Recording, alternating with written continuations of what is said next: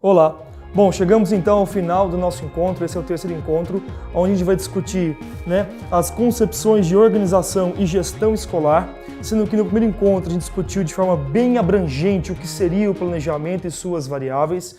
No nosso segundo encontro, a gente discutiu sobre o planejamento e as estratégias de ação dentro do campo educacional. E hoje a gente vai fechar então esse ciclo com esse terceiro encontro para a gente entender o contexto geral do que vem a ser o planejamento e a gestão escolar. Pois bem, então o que seriam as concepções de organização e gestão escolar? A organização e os processos de gestão assumem diferentes modalidades conforme a concepção que se tenha das finalidades sociais e políticas da educação em relação à sociedade e à formação dos alunos. É muito importante a gente pontuar neste momento que nós temos duas formas de pensar. Aquele pensamento que leva em consideração a visão humanista e aquele mais crítico e científico. A partir deste momento, eu tenho algumas linhas de pensamento sobre essa gestão e raciocínio de gestão administrativa, gestão política e até mesmo educacional.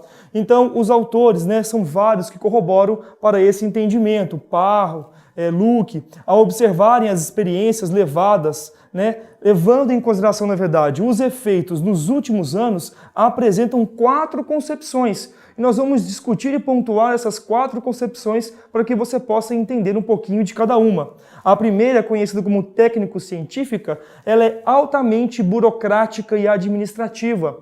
Ela tem como um poder centralizador. Existe uma linha hierárquica onde o poder vem de cima para baixo. Vamos discutir ela um pouquinho mais para frente. Na sequência, nós temos a sociocrítica, a autogestionária, a interpretativa e a democrática participativa, onde as 4 corroboram para que essa gestão escolar aconteça em trabalhos conjuntos. Como eu já tinha te falado no nosso segundo encontro, a gente passa então a entender e pensar que uma gestão escolar ela tem 3 quesitos básicos de participação: o trabalho inter, multi e transdisciplinar, tá ok?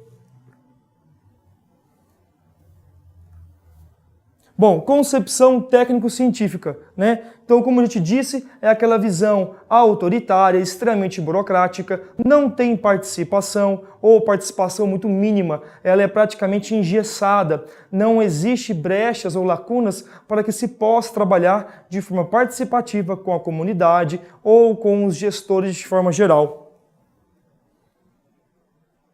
Então, a administração clássica ou burocrática, ela requer uma hierarquia de cargos, funções e regras e procedimentos administrativos. Ocorre, então, uma racionalização do trabalho e uma eficiência econômica dos serviços escolares, gerando, então, mais ênfase essa, nas tarefas que são dadas às pessoas, Comunicação, então, vai ser de forma linear, sempre de cima para baixo.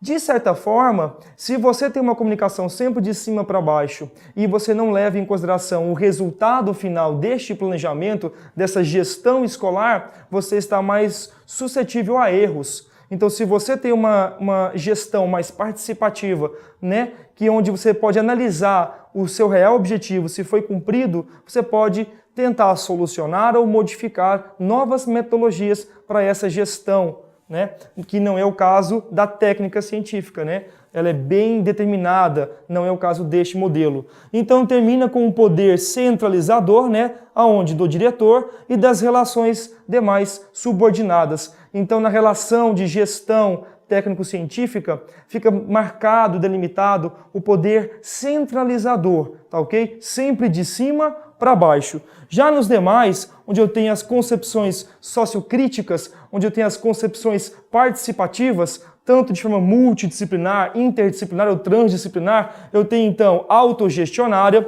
eu tenho a interpretativa e tenho a democrática participativa. Vamos ver então a diferença de cada uma.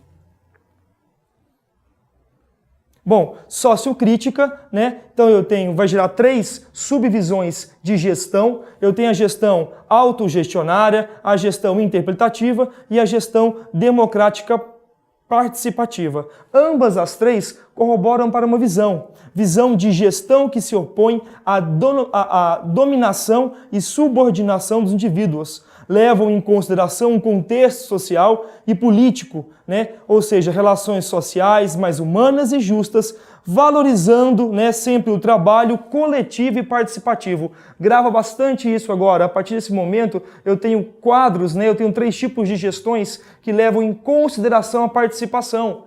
Então, todo tipo de planejamento, todo tipo de estratégia que eu for utilizar nesse parâmetro, nesse pensamento desses 3 modelos de gestão, eu levo em consideração a participação essa da comunidade, dos gestores, do alunado, sempre corroborando, né, para ideais de formação continuada do meu aluno.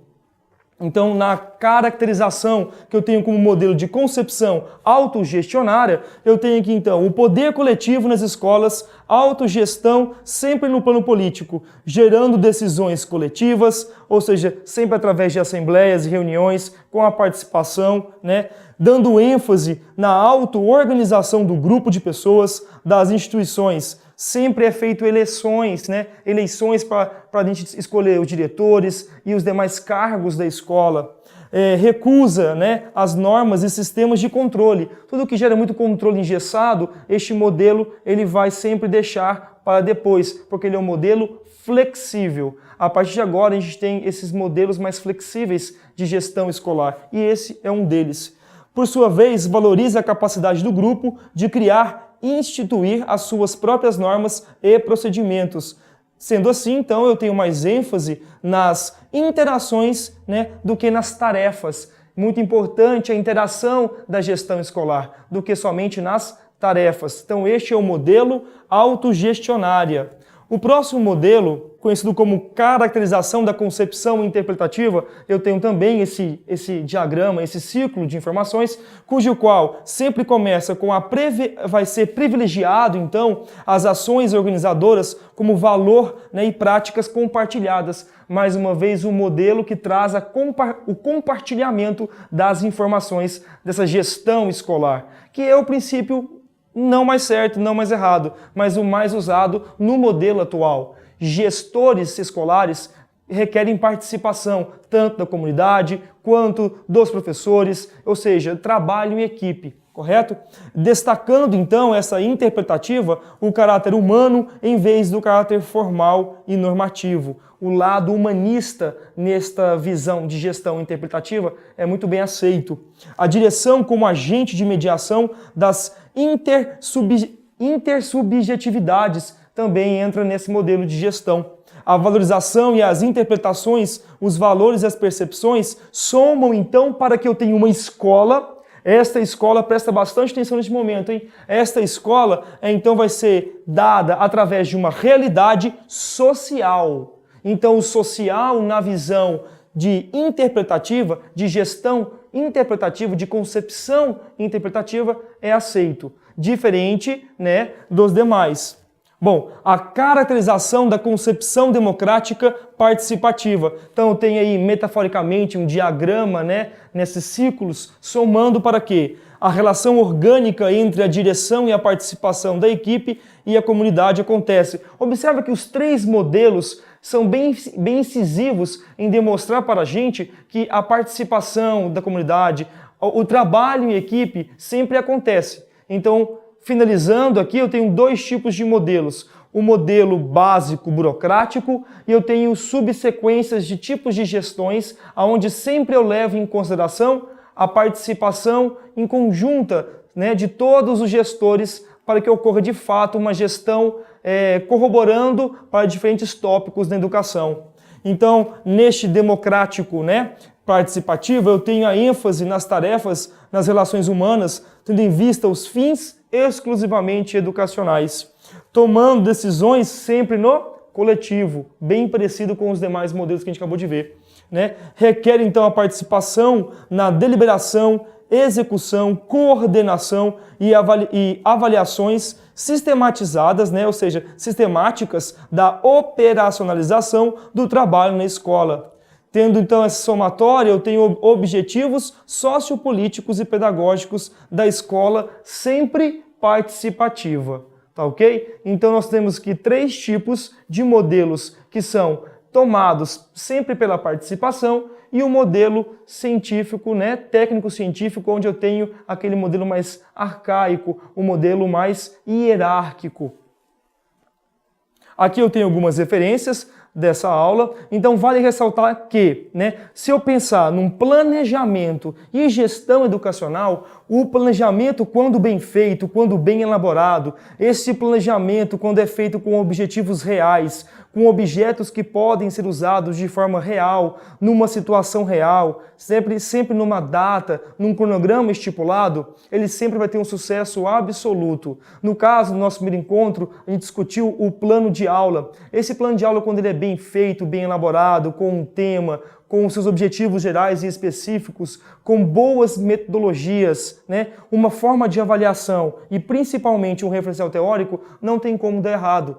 Né, sendo que esse plano de aula é um plano único e exclusivo do docente para cada aula que ele for dar. Então é muito importante que o planejar no ambiente educacional seja pensado previamente, pois se pensar previamente, gera então o desconforto imprevisto. Né? Um bom plano de aula tem as opções A, B e C de qualquer gestor. Então isso dá mais leveza para a aula do profissional. Né? E se eu for pensar então nas estratégias de ações, eu tenho alguns modelos que a gente acabou de ver. 2 modelos ficam bem marcados. Um mais fechado, né, mais burocrático, com mais arestas fechadas. E outros 3 modelos mais abrangentes, com possibilidades de trabalho em equipe. Ok? Mas o mais importante, a gente não pode esquecer, para a gente finalizar nosso encontro, é que todo o planejamento e gestão escolar envolve participação, né, de várias esferas e principalmente a criatividade do docente. O docente que é criativo, o docente que vê, né, as possibilidades infinitas ao seu redor, ele sempre tem um ponto à frente. Tá ok? Muito obrigada e até o nosso próximo encontro.